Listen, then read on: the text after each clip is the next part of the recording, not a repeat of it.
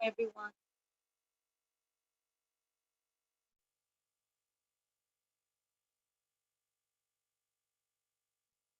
Assalamu alaikum बच्चों. Can you guys hear me? Yes, ma'am. Oh, I want all of you to wake up. अगर आप सब लोग reply back नहीं करोगे तो मैं lecture पे कैसे दूँ? ठीक है? Yes, ma'am. जो जाग रहा है वो अपना hand raise करे.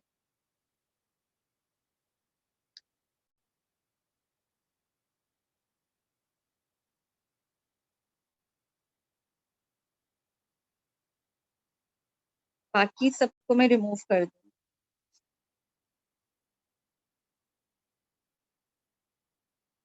चलो ठीक है. जिन बाकियों ने भी hand raise नहीं ना किया उन सबको अब मैं उनकी attendance नहीं. मैडम 5 मिनट वेट कर लें, वो काफी देर से ज्वाइन की है. Sorry.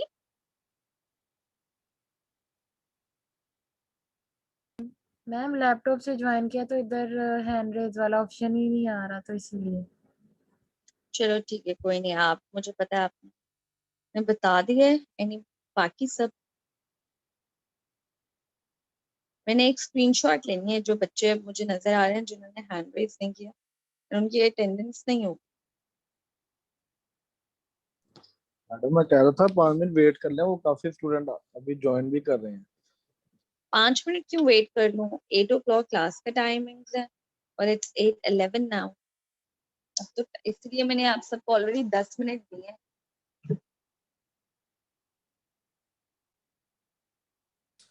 मैम मेरा डिस्कनेक्ट हो गया था, मैंने अभी रेज किया है. मैंने ज्वाइन किया हुआ था पहले, मेरा अभी डिस्कनेक्ट हुआ था 2 मिनट पहले. मैंने अभी कर लिया हैंड रेज.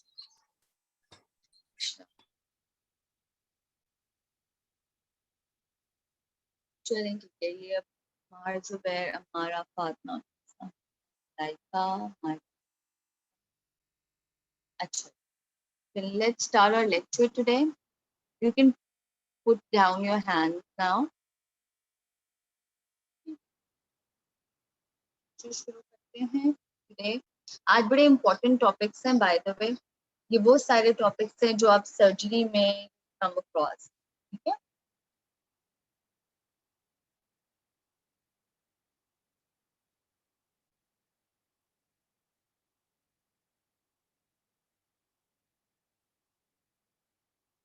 अच्छा जी, we will be talking about neuropathy, avascular necrosis and gangrene.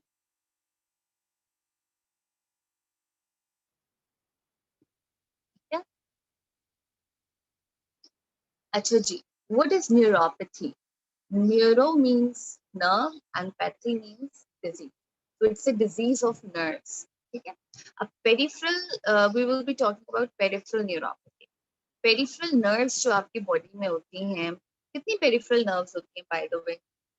हमारे पास central और peripheral nerves होती हैं. Peripheral nerves कितनी होती हैं? क्या होती हैं? किसी को आइडिया है?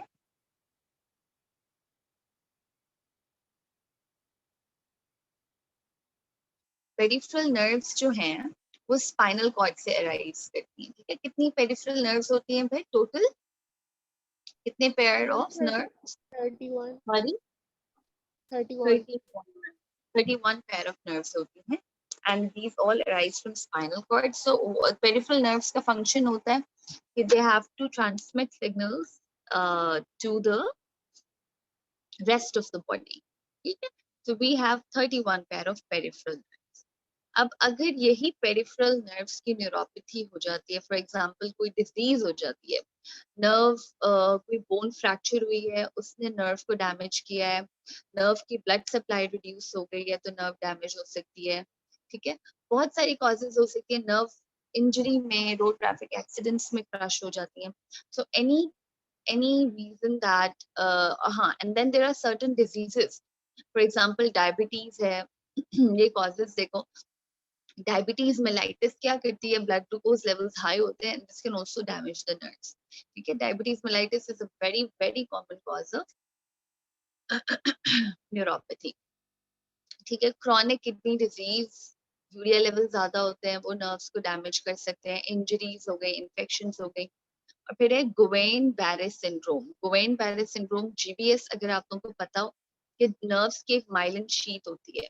अब अगर ये माइलिन शीट डिस्ट्रॉय होना शुरू हो जाती है, डैमेज होना शुरू हो जाती है, basically GBS is an auto immune disease. आपका बॉडी जो है बिल्कुल ठीक होता है एकदम से। हमारी बॉडी अगर माइलिन को एज अ फॉरेन ऑब्जेक्ट, ये फॉरेन मटेरियल परसीव करेगी, तो क्या होगा, it will start destroying, start damaging myelin in the peripheral nerves only, ठीक है। so this is known as GBS। इसी तरह अगर ये ब्रेन में स्टार्ट होती है डीमाइलिनेशन, तो उसको हम मल्टीपल स्क्लेरोसिस कहते हैं। तो पेरिफेरल नर्वस सिस्टम में जो डीमाइलिनेशन को हम जीबीएस कहते हैं, and in brain simultaneously it is known as MS, multiple sclerosis, ठीक है। सो ये सारी कॉजेज हैं, some of the causes, and these are the most important causes of peripheral neuropathy, ठीक है। अच्छा, सिम्टम्स क्या होंगे? टिंगलिंग, नमनेस, मतलब जिसको कहते हैं सुइयां चुभना, एंड सुन्न हो जाते हैं हाथ पांव, pins and needles, hyper sensitivity भी हो सकती है, इंक्रीज्ड पेन या इनएबिलिटी टू फील पेन, दोनों हो सकता है, ठीक है। Loss of ability to detect changes in heat and cold, loss of coordination and proprioception, burning, stabbing, or shooting pains which may be worse at night. It can also lead to leg and foot ulcers, infection and gangrene. ठीक है, neuropathic ulcers जिसको हम कहते हैं foot and leg ulcer. So these are some of the causes of neuropathy. अच्छा, diabetic neuropathy बड़ी common है हमारी कंट्री में, बिकॉज हमारी कंट्री में डायबिटीज बड़ी कॉमन है जी। So the most common cause of peripheral neuropathy is diabetes, and around 60 to 70% of people with diabetes have some degree of neuropathy. Whoever is diabetic, अगर वो अपना blood sugar control नहीं करते तो उनको neuropathies जल्दी होती है। But over a longer period of time, diabetes is a silent killer because slowly and steadily हमारी kidneys को, eyes को and बाकी organs को ये नर्व्स वगैरह इनको अफेक्ट करना शुरू कर, ठीक है। अब होता क्या है कि जी जो blood levels they are high, they will cause damage to blood vessels, ठीक है। High blood sugar cause damage to the blood vessels that supply oxygen and nutrients to the nerve in the ends of hand, ठीक है। तो जो and organ damage हम इसलिए, as a result not only does the skin becomes damaged but loss of sensation further increases risk of damage। तो होता क्या है जी, लाइक आई सेड कि blood sugar levels whenever they are high, they will cause the blood vessels to deteriorate। अब जो blood vessels which are supplying blood to the organs of the body, especially वो essential organs like eyes, heart and kidneys, वो वहाँ की जो nerves हैं वो disturb होना शुरू। अच्छा, जो diabetic neuropathy है, it is painless, क्योंकि अब the end organ eye जो है, अगर वहां पे जो नर्व्स डैमेज हो रही हैं उसकी pain, because it peripheral nerves autonomic nerves भी होती है ना, तो वहां पेन की जो परसेप्शन है वो कम होगी। बट अगर यही नर्व्स लेग में या आर्म्स में या फुट में या टोज में डैमेज हो रही है, वहां पे फिर पेनफुल परसेप्शंस होती है, ठीक है। इसी तरह हम क्लासिफाई करते हैं डायबिटिक न्यूरोपैथी को 4 types. Diabetic peripheral neuropathy, peripheral neuropathy का क्या मतलब, जो peripheral parts of your body हैं, लाइक लेग्स हैं, फीट हैं, they are the most commonly affected areas of the body. दूसरा है जी डायबिटिक प्रॉक्सिमल न्यूरोपैथी, जो proximal parts of your body हैं which are close to your spinal cord, जिसमें hips और थाइज आ जाते हैं, ठीक है। It can also result in weakness of legs, pain is generally on one side of the body. फिर आ जाती है diabetic autonomic neuropathy. Autonomic parts of your body, जैसे we have your digestive system, ठीक है, जिसके अंदर सिंपैथेटिक पैरासिम्पैथेटिक सिस्टम वर्क करता है, यूरिनरी सिस्टम है जी, ये सारे whenever these parts of your body are affected, then it is known as diabetic autonomic neuropathy. Then we have focal neuropathy, any particular part of the body, सिर्फ, for example अगर सिर्फ एक muscle involve है, सिर्फ आपके face का कोई part involve है या टोर्सो का या लिम्स का, then it is known as focal neuron.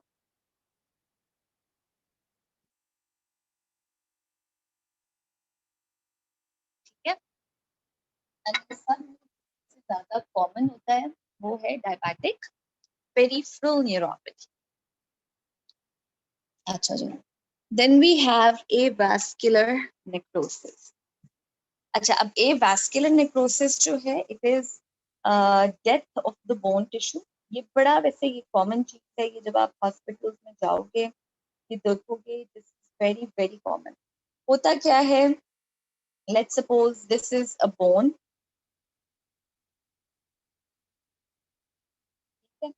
अब ये बोन है, अब बोन को मल्टीपल जो आर्टरीज हैं आर सप्लाइंग ब्लड। ठीक है, अब लेट्स सपोज ये पार्ट ऑफ द बोन है और इसकी जो ब्लड सप्लाई, जो arteries which are supplying blood, damage हो, ठीक है, ये एथरोस्क्लेरोसिस होता है आर्टरीज किसी भी कॉज, अभी मैं आपको आगे कॉजेस बताऊंगी, या कोई फ्रैक्चर हुआ जिसकी वजह से ये आर्टरीज डैमेज हो गई हैं। ठीक है, अब होगा क्या, blood supply to this part of the bone is stop.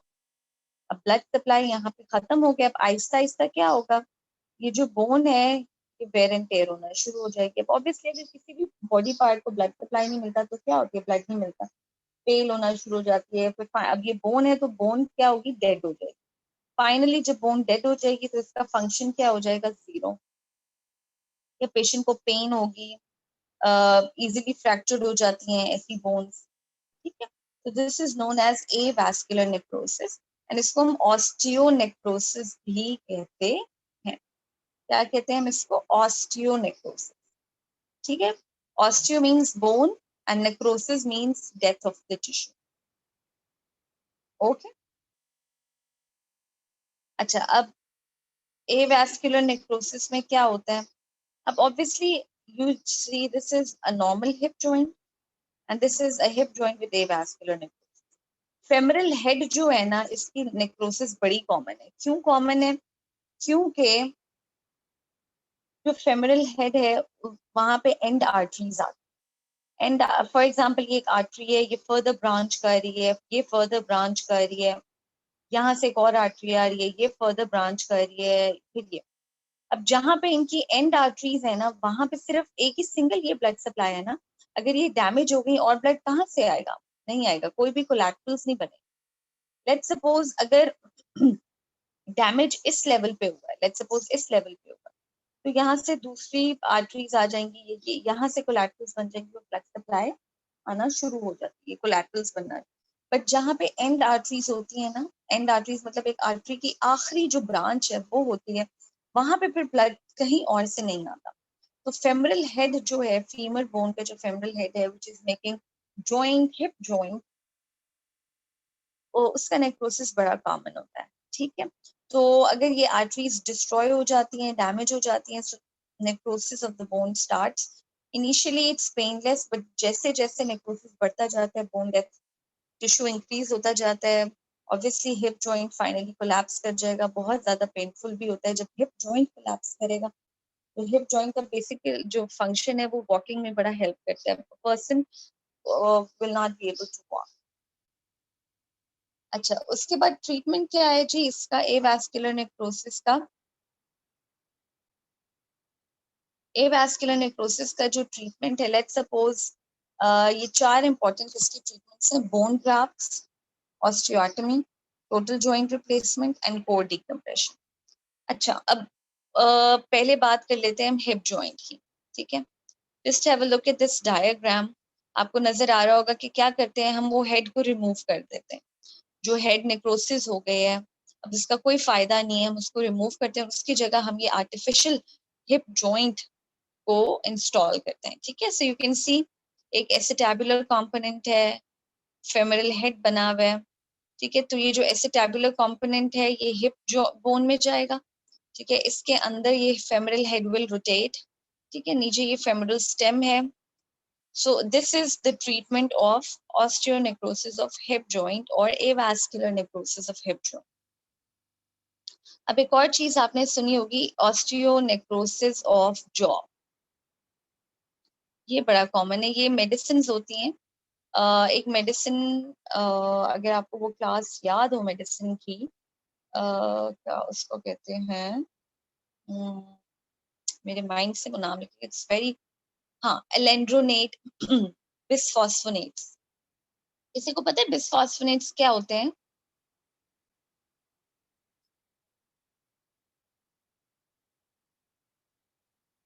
बच्चों, बिसफॉस्फोनेट्स क्या होते हैं? जिनको ऑस्टियोआर्थराइटिस का इशू होता है ना, हम उनको देते हैं बिसफॉस्फोनेट्स। बट बिसफॉस्फोनेट्स का एक इंपॉर्टेंट साइड इफेक्ट है osteonecrosis of jaw. Osteonecrosis of jaw, let's suppose ये टीथ है, ये जॉ है। ऑस्टियोनेक्रोसिस मतलब यहाँ लेट्स सपोज यहाँ इस पोर्शन में ब्लड सप्लाई खत्म हो गई है, नेक्रोसिस हो जाएगा बोन का। अब ये टीथ यहाँ से गायब हो जाएगा, तो हम क्या करते हैं, हम बोन किसी और टीथ से उठा के, ठीक है, यहाँ लेट्स सपोज यहाँ से बोन ग्राफ्ट लेते हैं और यहाँ पे इम्प्लांट कर देते हैं, ठीक है, अंदर। With the passage of time वहां पे क्या होना शुरू हो जाएगा, ब्लड सप्लाई, अगर हम ऑब्वियसली प्रॉपर एक सर्जरी करें, ब्लड वेसल्स वहां पे न्यू ब्लड वेसल्स लगाएं, तो वो एक नया टीथ आ जाता है। बट ये बहुत लेस कॉमन है बोन ग्राफ्ट्स का, क्योंकि एक बार अगर ब्लड सप्लाई वहां की खत्म हो जाती है, उसको विद सर्जरी रिवाइव करना बहुत मुश्किल होता है, ठीक है। So total joint replacement is the treatment. Osteotomy है। ऑस्टियोटमी का क्या मतलब है, लेट्स सपोज यहाँ पे बोन नेक्रोसिस हो गई है किसी भी बॉडी के पार्ट में, तो वहां से आप बोन को रिमूव कर दो। फिर है जी कोर डीकम्प्रेशन। अब कोर डीकम्प्रेशन क्या होता है, इसको मैं आपको ऐसे एक्सप्लेन करती हूँ कि ये, अब let's suppose you know femoral head है, ठीक है, अब फेमरल हेड का ये नेक्रोसिस हो गया है।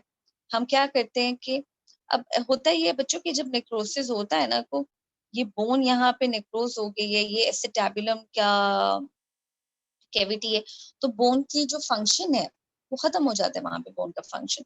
हम क्या करते हैं, हम एक नीडल डालते हैं और बोन का कुछ एरिया कोर से, internal part of the bone से रिमूव कर देते हैं। ये जो भी नेक्रोस्ड बोन है उसको रिमूव कर दें अनटिल सर्जरी, फिर बाद में सर्जरी इज इंडिकेटेड। तो ये एक बहुत अनकॉमन सा प्रोसीजर है, इसका कोई खास फायदा नहीं होता। इससे बस ये होता है कि जो नेक्रोसिस हो रही है बोन वहां पे डेड बोन है, हम उसको थोड़ा सा रिमूव कर देते हैं, तो थोड़ा बहुत पेन में कमी आती है patient. Okay, the third important, ma'am, early necrosis का ट्रीटमेंट नहीं हो सकता, मतलब ब्लड सप्लाई अगर हम दोबारा ठीक करने की ट्राई करें? तो मैंने वही कहा है कि ब्लड सप्लाई दोबारा से ठीक ना, ये बहुत मुश्किल बात, ठीक है, ये जल्दी से ठीक नहीं होती। आप वैसे भी, अब आप एक, वो तो एक तरह से ना ट्रांसप्लांट हो सकता है, जैसे कि हम हार्ट ट्रांसप्लांट करते हैं, किडनी ट्रांसप्लांट होती है, और इन सब ट्रांसप्लांट में सबसे मुश्किल चीज है ब्लड सप्लाई को रिवाइव। जब एक ब्लड वेसल डैमेज हो गई, आप उसको कैसे रिपेयर करोगे, बहुत मुश्किल होता है वो सर्जरी। ये जब भी सर्जरी करते मैम, हैं तो ट्रांसप्लांट में हो जाती है क्या रिपेयर? क्योंकि ट्रांसप्लांट में तो फिर पूरी ऑर्गन न्यू आती है ना, तो उसके साथ उसकी अपनी ब्लड सप्लाई होती ओके मैम। है। अच्छा, थर्ड इम्पोर्टेंट चीज गैंग्रीन है। अब गैंग्रीन भी वही चीज है, जैसे हमने पढ़ा ऑस्टियोनेक्रोसिस, कि बोन की नेक्रोसिस हो रही है जब उसकी ब्लड सप्लाई रिड्यूस हो जाए, ठीक है। इसी तरह बॉडी के किसी भी पार्ट की अगर ब्लड वेसल डैमेज हो गई है, वहां पे ब्लड सप्लाई नहीं हो रहा, तो वो जो पार्ट ऑफ द बॉडी है वो डेड होना शुरू होता है, इसको कहते हैं gangrene. When a part of your body dies, we call it gangrene, and it is due to loss of blood supply due to an underlying illness, injury, or infection. Fingers, toes, limbs are most often affected, but gangrene can also occur inside the body, damaging organs and muscles. ठीक है, इसमें different types of gangrenes हैं. Let's go to the types. Basically, 3 types of gangrene होते हैं. एक होता है dry gangrene, एक होता है wet गैंग्रीन, और थर्ड टाइप है गैस गैंग्रीन। अच्छा, dry gangrene develops due to impaired blood flow to the affected region, usually caused by poor blood circulation.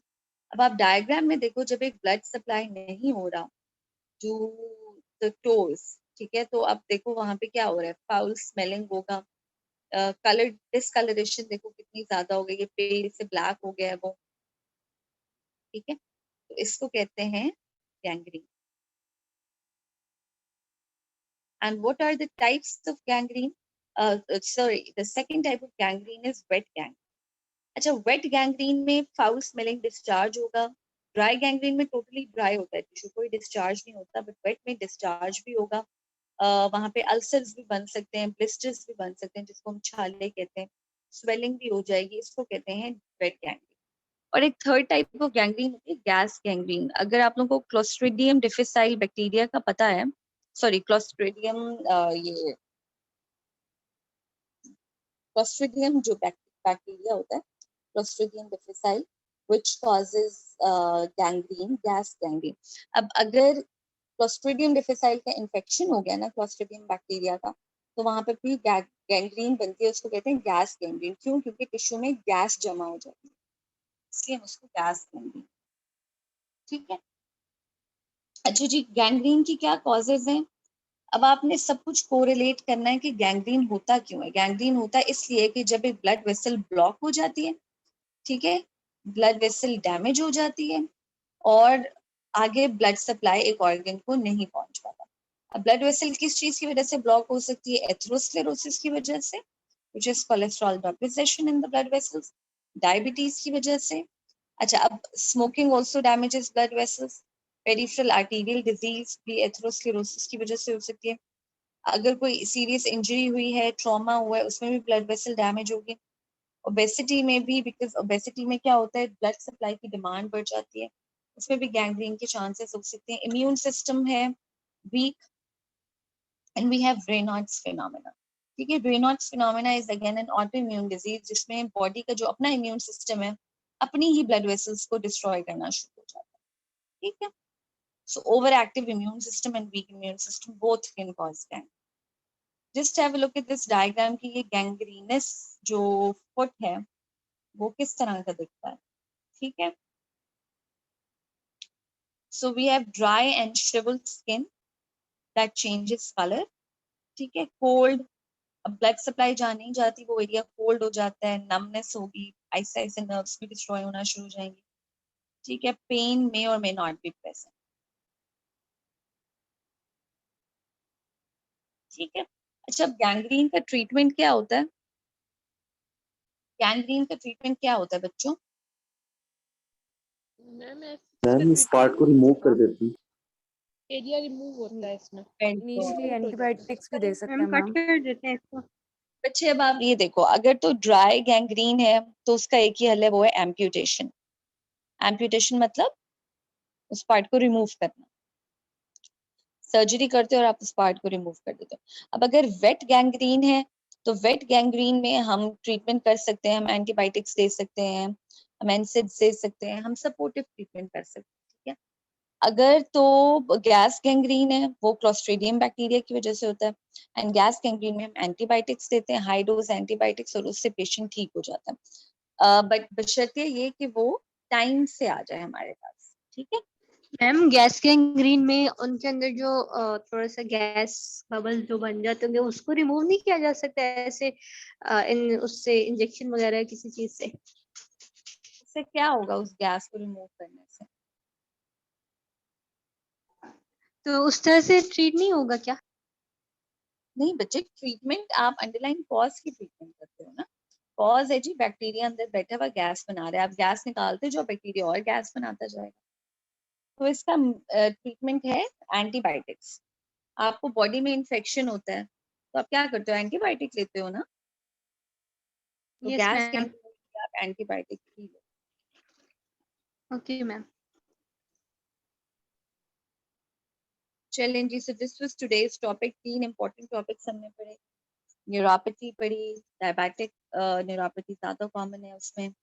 The second important topic was avascular necrosis, and third important topic was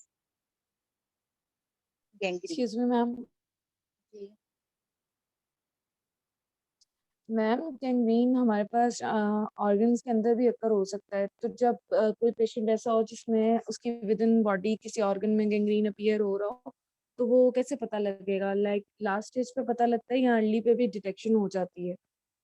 बच्चे body की organ के अंदर अगर gangrene होगा, वैसे भी आप देखो वो, और उसको हम गैंग्रीन नहीं कहते। Let me give you an example of heart. Heart की जब ब्लड वेसल ब्लॉक हो जाती है तो हार्ट क्या गैंग्रीन हो जाता है? हार्ट को क्या नो होता है मैम, जब हार्ट, मायोकार्डियल इंफार्क्शन हो जाती है। हाँ, myocardial infarction. So patient presents with heart attack. ठीक है। इसी तरह अगर लिवर का गैंग्रीन होना शुरू हो जाएगा तो क्या होगा? लिवर का जो फंक्शंस है वो नहीं होंगे, एलएफटीज डिरेंज होना शुरू हो जाएंगे। ठीक है। और पेशेंट सिरोसिस में चला जाएगा। ठीक है। तीसरा, अगर किडनीज का वो होना शुरू हो जाता है, ब्लड सप्लाई कॉम्प्रोमाइज, तो जीएफआर रेज हो जाता है, पेशेंट को स्वेलिंग हो जाती है, पेरी ऑर्बिटल स्वेलिंग हो जाती है, यूरिया क्रेटिनिन रेज होना शुरू हो जाता है। मैम कोई स्पेसिफिकेशन नहीं होगी गैंग्रीन की? जैसे अगर आपने कहा कि लिवर का गैंग्रीन हो गया है तो फिर उसके एलएफटीज डीरेंज हो गए, तो एलएफटीज डीरेंज तो बहुत सारे लिवर इश्यूज में हो जाते हैं ना, तो हमें ये कैसे आइडेंटिफाई होगा कि ये गैंग्रीन ही है? पहली बात तो आप ये देखो, गैंग्रीन कभी नहीं कहना, लिवर का गैंग्रीन कोई गैंग्रीन नहीं होता, ये मेडिकल टर्म ही नहीं है। अगर ऑर्गन का ब्लड सप्लाई कॉम्प्रोमाइज हो गया तो जो उस ऑर्गन के फंक्शंस है ना, वो, अब देखो ना, ऑब्वियसली अगर एक पेशेंट आया आपके पास डिरेंज्ड एलएफटीज के साथ, बिल्कुल सही बात है, उसके बहुत ज्यादा कॉजेज होंगे, तो हम कैसे रूल आउट करेंगे कि इसको गैंग ये हुआ है, ब्लड सप्लाई उसका कॉम्प्रोमाइज्ड है? हम क्या, फिर हम इन्वेस्टिगेशंस करवाएंगे पेशेंट की, इजंट इट? हम एमआरआई कराएंगे, हम सीटी स्कैन कराएंगे, हम डॉपलर अल्ट्रासाउंड कराएंगे, और उससे हमें पता चलेगा कि भाई इसकी ब्लड सप्लाई कॉम्प्रोमाइज्ड है। ठीक हो गया। जो गैंग्रीन है वो कभी ये ऑर्गन्स का इस टिश्यू तरह से नहीं नेक्रोसिस में होता। नहीं आ जाएगा, गैंग्रीन ऑर्गन्स का टिश्यू नेक्रोसिस होगा। ऑर्गन्स का नेक्रोसिस नहीं, जो गैंग्रीन है आपके बॉडी पार्ट्स का होता है। ठीक है। और ये उन, like I already told you, ये उन एरियाज ऑफ द बॉडी का होता है जहाँ पे कोलैटरल ब्लड सप्लाई नहीं होती। ये peripheral parts of your body का होता है। नॉर्मली आप देखोगे गैंग्रीन टोस का हो रहा है, बिकॉज लेट्स सपोज अगर किसी को चोट लगी है पाँव पे और वहां की ब्लड सप्लाई कॉम्प्रोमाइज हो गई है, अब आपको देखो ना, ये आपके peripheral parts of your body, आपके हैंड्स, आपके फीट, यहाँ पे एंड आर्टरीज आ रही है, कोई और आर्टरी नहीं आ रही कि वो आके वहां पे कोलैटरल ब्लड सप्लाई बना दे। ठीक है। तो इसीलिए ये हैंड्स एंड टोस का गैंग्रीन होता है। ऑर्गन की तो ब्लड सप्लाई वैसे ही बड़ी रिच होती है, वहां गैंग्रीन होने के चांसेस नहीं होते, वहां सिर्फ ब्लड वेसल्स ब्लॉक हो जाती हैं, जिसकी वजह से और ब्लड वेसल ब्लॉक का भी आपने सिर्फ पढ़ा होगा, हार्ट का इंपॉर्टेंट है। ठीक है। हार्ट अटैक हो जाता है, बाकी blood vessel block as such कहीं होती भी नहीं है।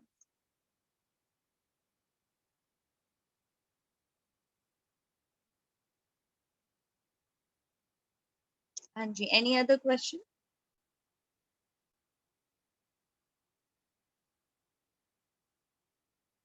Okay जी, everyone raise your hand for your attendance.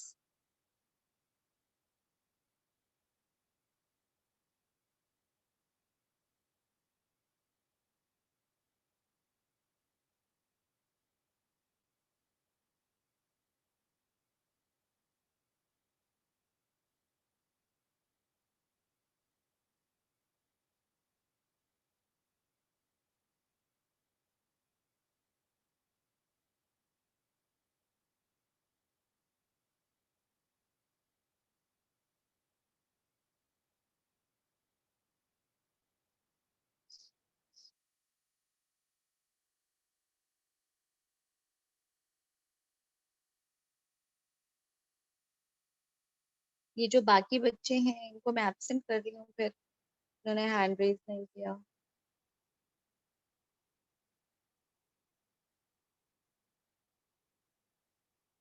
चलें जी, ओके एवरीवन। ये जो बाकी बच्चे हैं, अलविया, अमारा, आमना नवाज, अनम नसीर, नासिर, और कौन है जी, फिजा असलम, हिना तारिक, मुकद्दस, अनफाल, नूरुल हुदा Aslam, and Ruhina Zafar. You guys are absent and बाकी सब ठीक हो गया?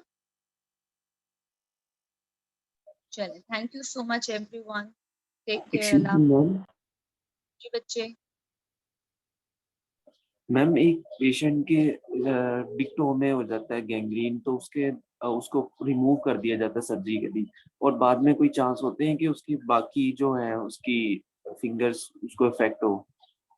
बिल्कुल चांसेस होते हैं, बिल्कुल।